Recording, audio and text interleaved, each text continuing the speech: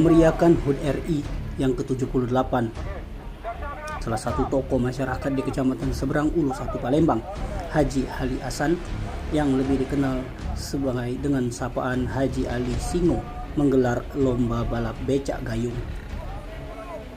Lomba yang digelar ini diikuti oleh 70 peserta yang seluruhnya berprofesi sebagai tukang becak yang sering mangkal di kawasan Seberang Ulu 1, Seberang Ulu 2, Pelaju, Jakabaring, dan sekitarnya.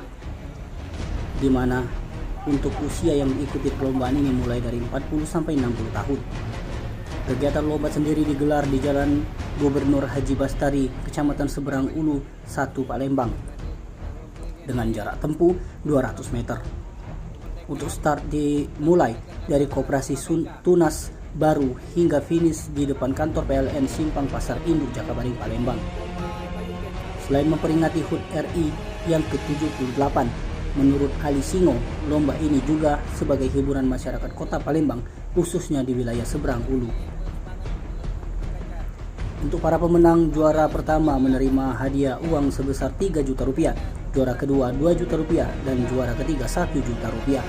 Bagi yang tidak menang tetap diberikan baju kaos, uang 50.000, dan nasi bungkus. Kegiatan lomba seperti ini direncanakan akan dilaksanakan setiap tahun. Apa nih Pak Ji? Dalam memperingati 78 tahun kemerdekaan, kita mengadakan acara lomba beca.